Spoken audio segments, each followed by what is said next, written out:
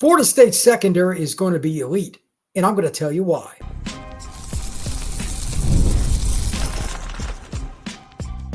You are Locked On Seminoles, your daily podcast on the Florida State Seminoles. Part of the Locked On Podcast Network, your team every day.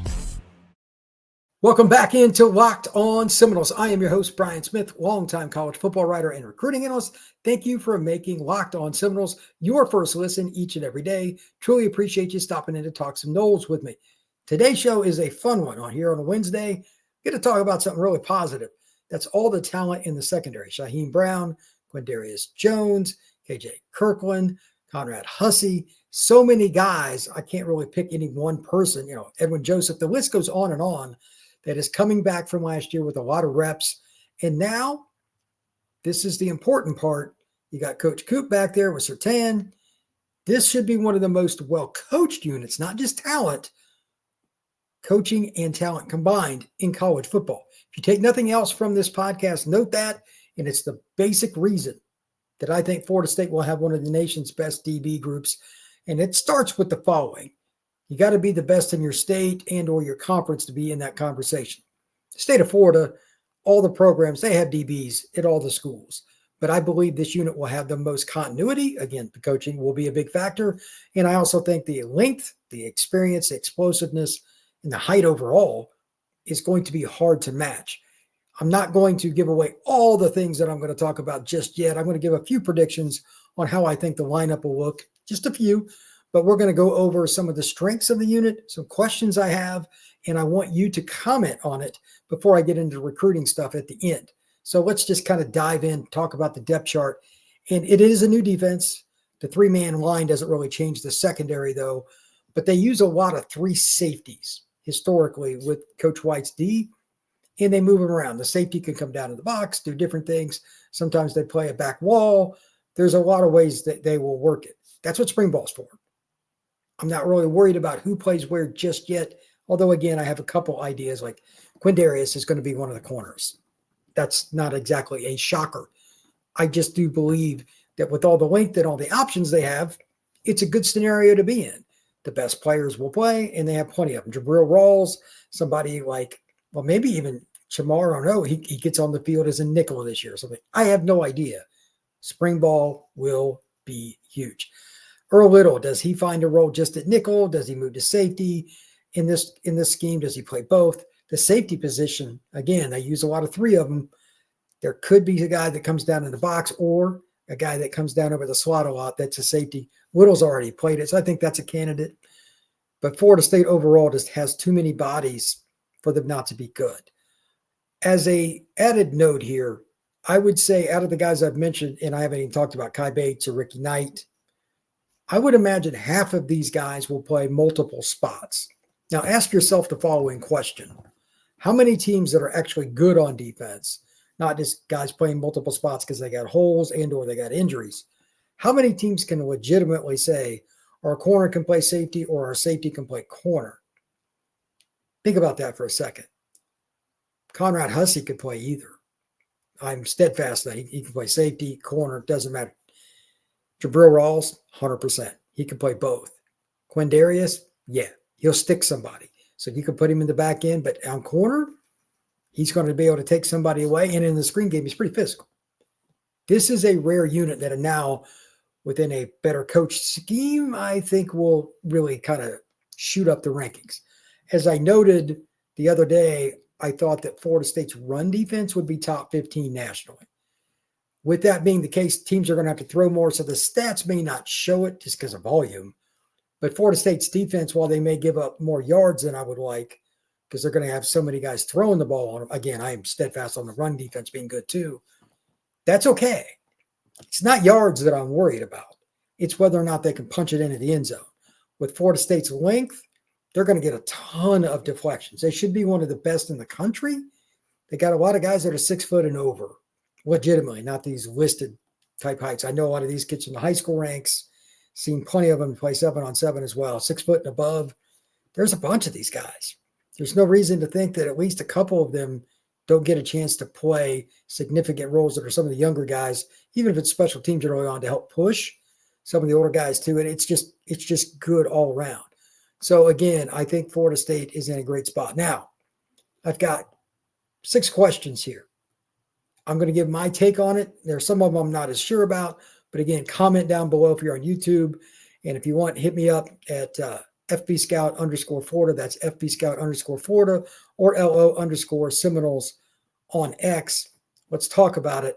But here are my 6 questions regarding the secondary. Number 1, I mentioned how Florida State is probably, if you go by what they've done in the past, Coach White and his staff, going to use a lot of 3 safeties. That's fine. But are they going to always use a safety as a nickel? Are they going to mix it up and use a corner as a nickel? Is it going to be play to play? How does that work? Out of all the things that I'm curious about from spring and what we see into the Alabama game, that's probably the one that I am the most curious, because you can only substitute so much. When a team, and Alabama might do this, who knows? First game, if the opposing team goes up tempo and you have a safety in the game that, let's just be blunt, you don't feel comfortable going against the particular player they're putting in the slot. It might be an undersized running back. Think of Jalen Lucas at Florida State. When he's healthy, he's 170 pounds, maybe. But in a route, and especially when he's lined up off the line and you're not able to get hands on him, you're in trouble. If you have a safety that's better against the run over there, how do you do it when they go up tempo? How do they adjust to these things? It's a really complex situation that every coaching staff has to adjust to.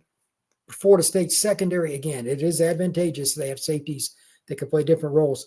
So I'm going to predict that Conrad Hussey is one of the guys that gets a lot of reps at nickel, in addition to some other guys too. I mean, there's going to be plenty of candidates. Earl Little, I already mentioned. Max Redmond could be a guy.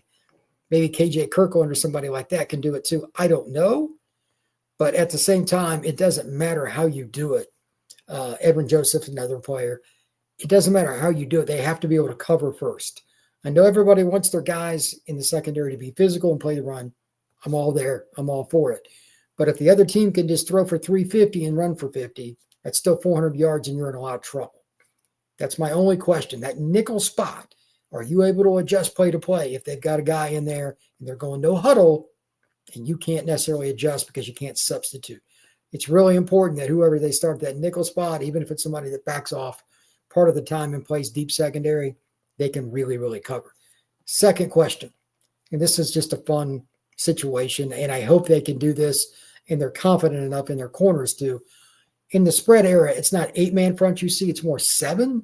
Like you're going to be really aggressive. You got both your corners out. One safety might be kind of hovering over the back end of the linebackers and like one back. Are you able to do that and basically challenge the other team's defense or other team's, offense, regardless of the skill talent they have at running back, tight end, and receiver? I think the answer should be yes, but I don't know if that really fits what they want to do consistently. I know they got the speed to do it. I know they got the length, the experience, the size, all of that. But are they going to be a little more conservative because they're so physically gifted? Let's just not give up the big play. I'm not sure what the answer to that one is either. And it's okay. You don't have to hit the home run with every play. You got to keep guys in front of you. I'm down with that. I'm just curious how much they're going to play cover 2, cover 3, at least from an initial look before the snap. And if the quarterback's red hot and he's picking you apart, do you start coming after him, or are you just going to come out that way from the outset early in the year? I think they'll be pretty aggressive, and Surtain certainly was. But Coach Coop might have a different perspective, and there could be different things Coach White wants to do to help protect the front. I don't know. That's why a new defense is fascinating.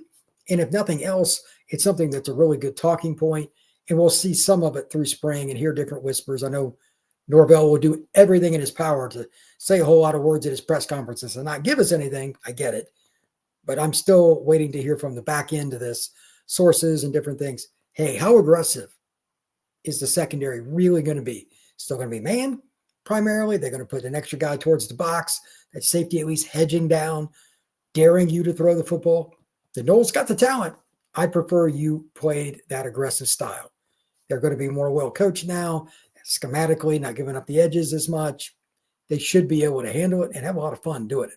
When we come back, we're going to talk about a few more questions about the secondary before getting on to some recruiting news. This is a message from our sponsor, Intuit TurboTax. Taxes was dealing with piles of paperwork and frustrating forms, and then waiting and wondering and worrying if you were going to get any money back. Now Taxes is easily uploading your forms to a TurboTax expert who's matched to your unique tax situation.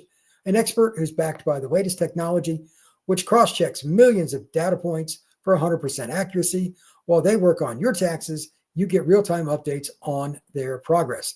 And you get the real money back that you're supposed to, guaranteed, all while you go about your day. No stressing, no worrying, no waiting. Now this is Taxes Intuit TurboTax. Get an expert now at TurboTax.com. Only available with TurboTax Live full service. Real-time updates only in iOS mobile app. See guarantees detailed at TurboTax.com/guarantees. Quindarius Jones, I don't think anybody that listens to this show very often will be shocked by this. He's a guy that I have extremely high expectations for this season. I think Quindarius has a chance to be an All-American. I think he has a chance to be an NFL player, and I think it's a great story. For those of you who do not remember, he was a guy that I believe just won offer out of high school. Yep, Florida State, as far as D1. Now, I'm sure he had some FCS, etc., but he ends up at Florida State, and it's worked out really well. Long, athletic, has some physicality to him, and he's a guy that's very instinctive.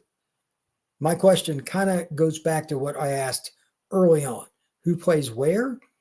Well, this one's a little more complex than that because you got to play him at corner at least part of the time. Maybe they use him at nickel or something in certain situations, but probably going to be a pure corner. But do you send him out there and do you follow around their best receiver with it? I think he'll be their best corner. That's my guess. Does he follow guys around or does he just play left and right, boundary and field? This is a debate every year that I hear about from different fans for different teams. Their best player, he avoided our best corner. What's the deal? There are a lot of reasons for that. How does Florida State use Quindarius? Because if you can at least mitigate the opposing team's best bigger receiver, not the slot, but a guy that plays on the outside, whether it's a big boundary guy or somebody has some juice and gets down the field. If you take them away, it really hinders their offense. Quindarius might be the player that Florida State relies on to do that. And again, that's my pick. We'll see if I'm right. I'm just curious, is he going to go back and forth and chase around their best receiver if they put him in the slot on one play and then they move him outside? How do you adapt to that? Because teams are probably going to avoid your best corner at all costs. Why wouldn't you? It's your best chance. Just something to think about. Next up, Edwin Joseph. This is a guy in similar fashion that I think is going to be an impactful player. Got a pick last year. Guy that, he played at Chaminade. I remember seeing him in high school in South Florida. Nickel, safety, both. Do they use him some at corner? How do they utilize this kid's skills? One of the reasons I think that he can be not just a nickel, but a capable blitzer is his timing. Even when he was in high school, just when to strike somebody, when to make a cut, whether he was breaking on the football. He has natural football instincts.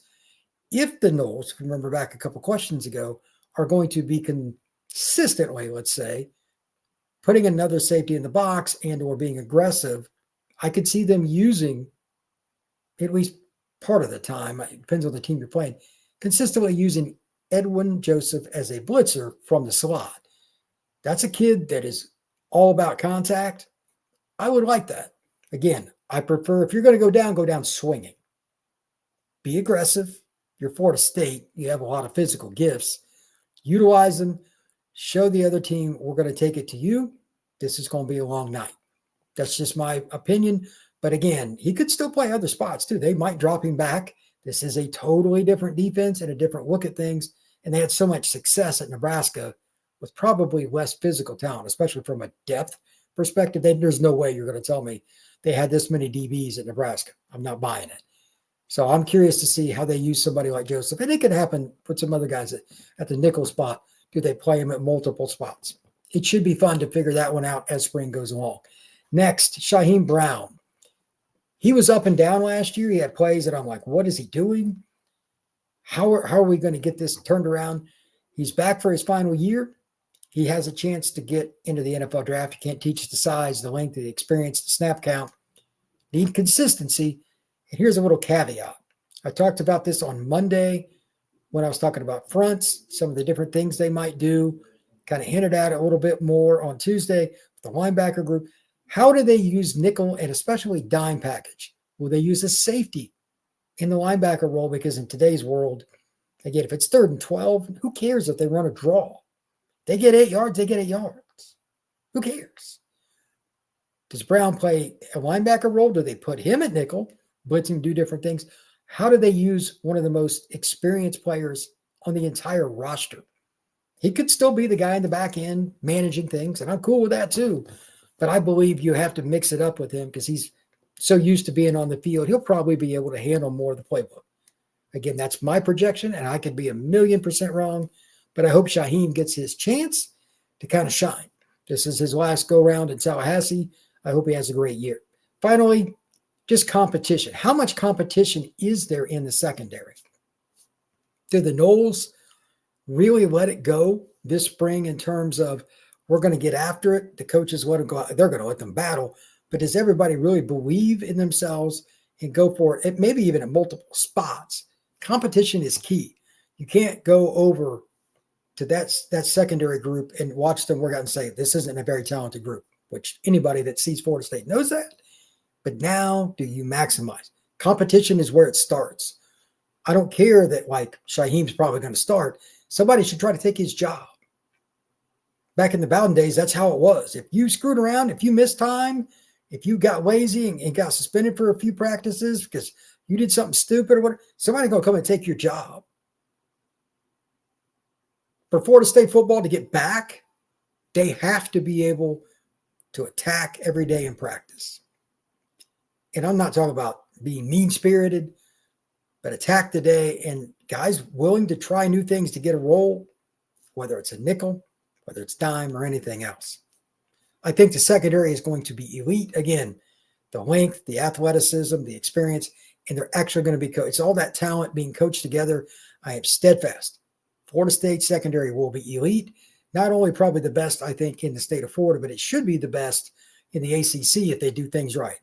Coop, Surtain, Coach White, a lot of experience, length, and athleticism. Why not? Florida State should get that done. Now, moving on to recruiting, just some notes about a few different kids that I find very interesting. And the first one is a kid that actually reclassified. Found this on 24/7 Noles, and I'd forgotten about it because I'd seen the post on X.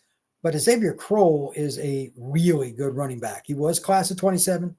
Reclassed to 26. He's at Jackson High School in the Mobile area. And he happens to play with Landon Duckworth. Yes, the same guy that is the quarterback being targeted by Florida State. But again, this guy is a national top 100 kind of recruit, even though he's reclassed. He's really good. Around 200 pounds. He can really run, make guys miss, but he's got some pop too. He will hit you in the mouth. And if you look at his list of schools for visits, it kind of says that he's good too. Florida State, Auburn, Alabama, and Georgia. Not exactly a low-light list in terms of history in the South with recruiting, especially in the last 25, 30 years. So if you look at it this way, he's got the offers that make you go, okay, this is an important kid. And in conjunction with that, he is also connected to arguably the most important, debatable, arguably the most important quarterback recruit on the board for the Noles. This is an interesting recruitment. So his visit list goes Georgia, May 30th, Auburn, June 13th, Florida State, June 15th, and Bama gets the last one, June 20th. That is obviously subject to change, but Kroll is a really good football player. So that is somebody that I think will be battled for until he signs, regardless of where he commits. When we come back, we're going to talk more recruiting here on Locked on Seminoles.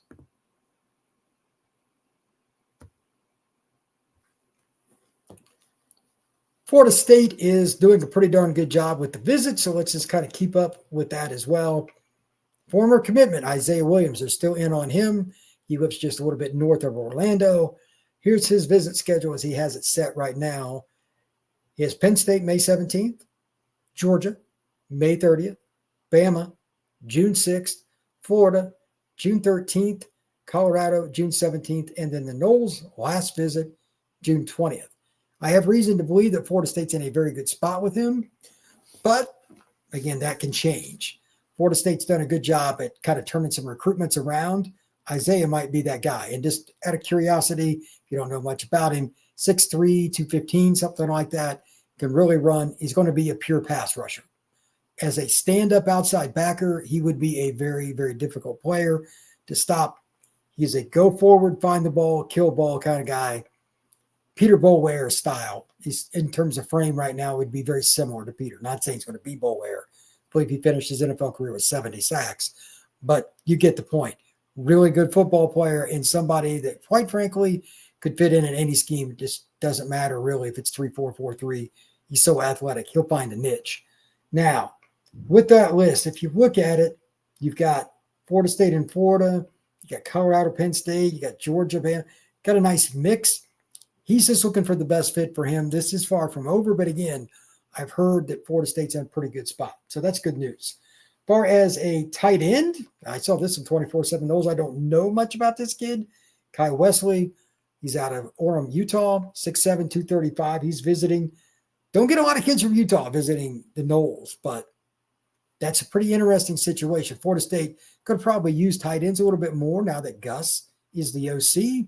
Not that they didn't use him before, but it'll be a focal point, using some 12 personnel to keep teams off balance. This is a kid that's got some pretty good offers. Just kind of need to look into him more. But Kai Wesley, 6'7", 235 out of the state of Utah, will be visiting the Noles. And what would it be in recruiting if Miami and Florida State weren't butting heads for a South Florida kid? Happens all the time. This will not be any different. Quindarius Jones is committed to the Noles, but hasn't stopped Miami and a whole bunch of other programs from trying to get him to flip. He has a visit set to Miami on the 30th of May. Florida State has a visit set up for June 13th. I'm curious about that one because he's from South Florida. He's a Homestead kid. That's a really good safety. Florida State secondary or Miami secondary stunk last year. I mean, they were bad. They couldn't stop anybody. How does that get changed around? There's different coaches now at both programs. This will be an interesting recruitment. How does he take to it? Does anybody else really get involved? I'm curious with Hughes and how that goes. Final player, and this is a really good football player, out of Mandarin, which always seems to have guys, in Jacksonville, Brody Jennings. His dad is a Florida State legacy, the hitman guy. Florida, Miami, Florida State, Illinois are some visits coming up, but he's committed to Michigan. Michigan got in on him early, and hats off to the Wolverines. Brody Jennings plays South Florida Express. He's really good. That's the 7-on team that he's been with. I expect him to be battled for quite a while. I saw him down in South Florida. Yeah, that's a good football player, but the recruitment probably will go on for a while. Pay close attention to which dates that he sets up here soon. Does anybody get an official visit like at the very end or anything like that? Because I'm not so sure if he'll make a decision this summer and finalize it, or is it, stick with Michigan, whatever it may be. But if Florida State can get him on campus for an OB, I think there's a pretty good shot. Again, Dad played for the Florida State Seminoles. That certainly does not hurt. Tomorrow, we're going to talk a little bit more about recruiting, some big box issues with all the stuff that's getting ready to happen with spring ball. And I'm hoping to get a little bit of transfer portal and some news kind of more nationally as well. So come back and see us again on Locked On Seminoles on Thursday. Thank you very much for stopping in today. Hit that like button, that notification bell, and subscribe to the Locked On Seminoles podcast and share it. Love to get in front of more Florida State fans. Everybody have a good one, and I will see you again tomorrow.